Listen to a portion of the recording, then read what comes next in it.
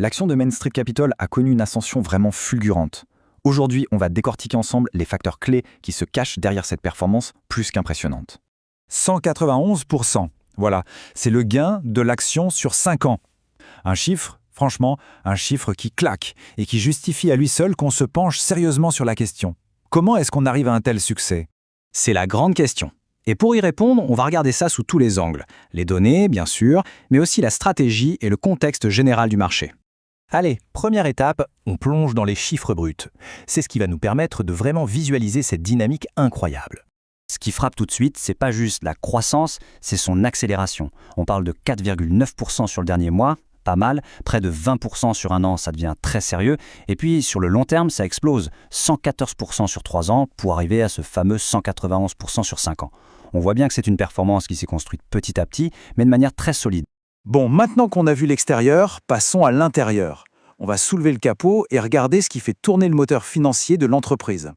Les résultats du troisième trimestre 2025, eh bien, ils parlent d'eux-mêmes. La société a sorti un bénéfice par action de 1,03 $. C'est mieux que ce que prévoyaient les analystes. Et ce n'est pas tout, sa valeur nette d'actifs, la VNA, c'est un indicateur super important, elle a bondi de plus de 7% sur un an. En clair, l'entreprise ne se contente pas de bien faire son travail, elle surperforme carrément.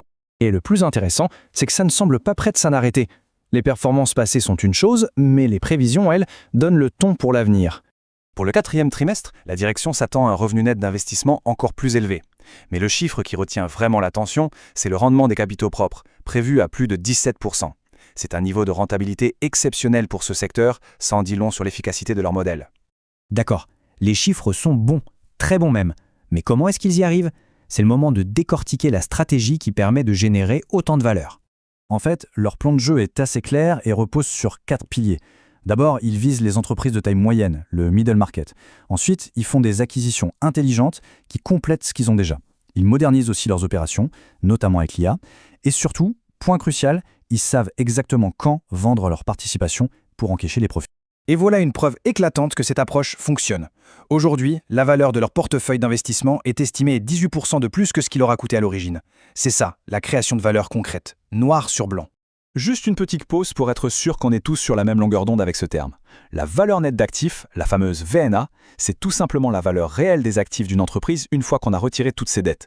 C'est en quelque sorte sa valeur intrinsèque, un baromètre beaucoup plus stable que le cours de l'action qui, lui, peut fluctuer. Bien, maintenant, il faut prendre un peu de recul. Parce que le succès de Main Street ne vient pas seulement de ses propres décisions. Il y a aussi des conditions de marché qui sont, disons, très favorables en ce moment. Le dividende, c'est clairement un de leurs gros atouts. On parle d'un rendement de 4,9%.